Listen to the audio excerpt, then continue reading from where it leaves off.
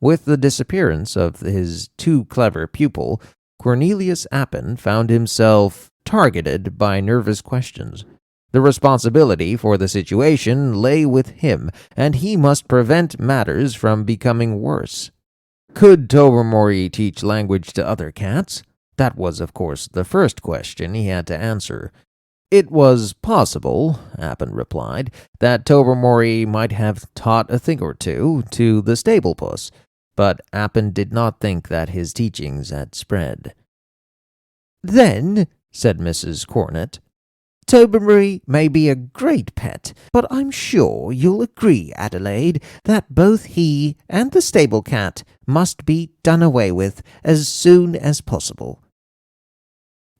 "Of course. You cannot possibly think I've enjoyed the last quarter of an hour, do you?" said Lady Blemley bitterly. "My husband and I love Tobermory. At least we did before he started speaking. But now, of course, the only thing to do is to have him destroyed." "We can put poison in the food he always gets at dinner time," said Sir Wilfrid, "and I will go and drown the stable cat myself.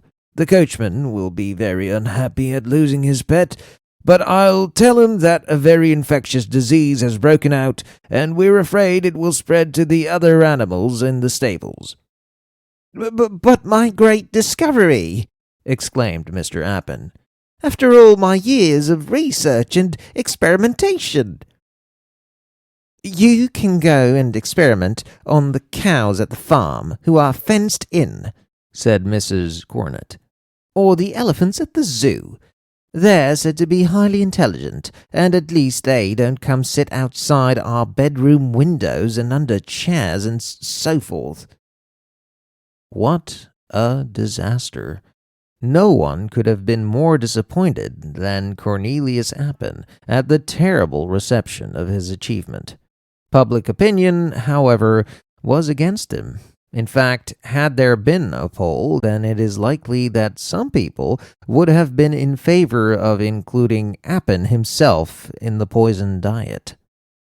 Defective trains and a nervous desire to see certain matters dealt with prevented an immediate end of the party. But dinner that evening was not a social success. Sir Wilfrid had rather a difficult time with the stable cat and the coachman. Agnes Resker limited her meal to a bit of dry toast, which she bit into as though it were a personal enemy, while Mavis Pellington kept up an angry silence throughout the meal. Lady Blemley tried to keep up what she hoped was conversation, but her attention was fixed on the doorway. A plateful of poisoned fish scraps lay on the floor, but sweets and dessert came and went, and no Tobermory appeared either in the dining room or the kitchen.